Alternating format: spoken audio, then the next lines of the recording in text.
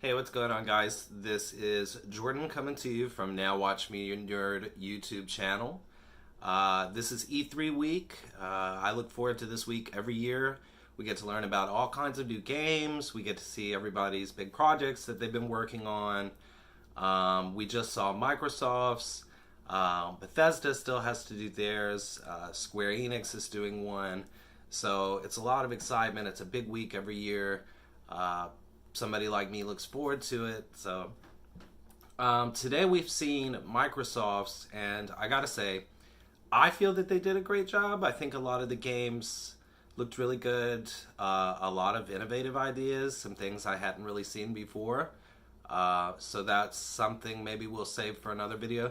Today we're here to talk about the new Xbox system, which is called Project Scarlett.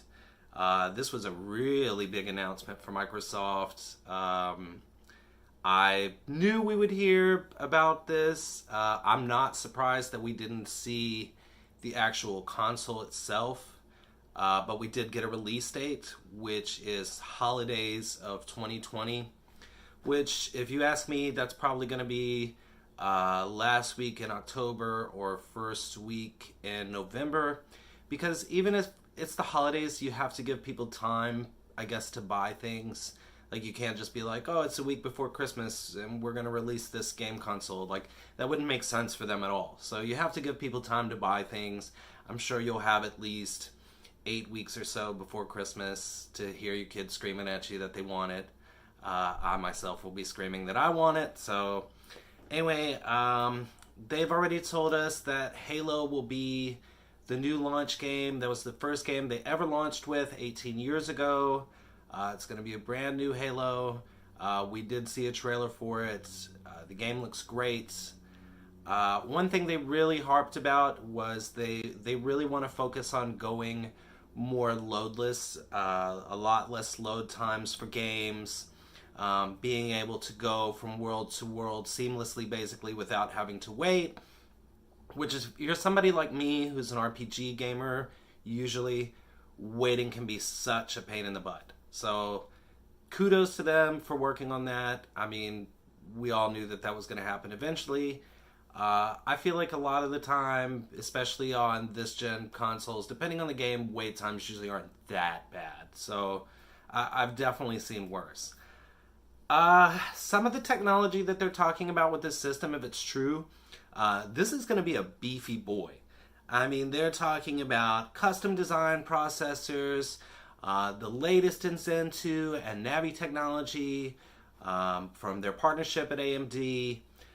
They're saying that this system is already going to be, off the bat, 4 times more powerful than the Xbox One X, which, if you know any of the specs on the Xbox One X already, it's really basically a moderately priced computer.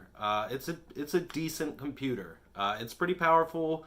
It runs games great. I've never been a big Microsoft Xbox guy. I've always been more of a PlayStation guy. I honestly really don't understand the beef.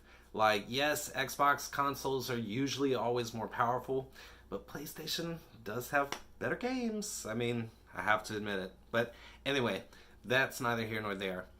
Back to what we were saying, 4 times more powerful than the Xbox One X. They're talking about frame rates of up to 120 frames a second, which, me personally, I think is a little ridiculous. I think that's a little too much. I don't think the human eye can even process that speed. And some people act really weird about it online, especially as far as PC gaming, about frame rates and stuff like that. I mean, I get it, anything under 60, but I don't know, 100. I mean, hey, if you can do it, do it. It sounds great. I'll see it to believe it. So 8K resolution coming with console, brand new generation of solid state drive which they've developed. They're talking about they've already seen 40 times the increase in performance in the new console compared to the last generation console. So wow. I mean, this is something they're really apparently put a lot of effort into. I'm interested to see the cost, because if it's really this powerful of a console, it could stand to be pretty expensive. Like if you remember when the PlayStation 3 came out with the Blu-ray player, that was a pretty expensive console for when it came out. And that was part of one of the reasons that I didn't get it when it came out. So, I don't know. I feel like maybe if it offers a lot, we'll see what the price is, but you can't come at people with like $800, $900. Like, no, that's I'm sorry, that's too much. Even for me as an avid gamer, that's way too much to spend on a console. So, I don't know, we'll see. Hopefully they put their money where their mouth is. I think overall this was a successful show for Microsoft this year at E3. I'm sure they're reveling in the fact that Sony is not there. So anyway, let's see what happens with the console. Hopefully it comes with everything they've talked about, and hopefully soon we'll get a more solid release date and we'll actually see some photos or videos of this console actually in action. So thank you guys so much for watching my video. Wanted to get this news out to you guys right away. Please subscribe, like my video. Tune in, we'll be talking about other stuff as E3 comes up. We'll be talking more about this system as it gets closer to an actual launch date, or we hear an actual launch date.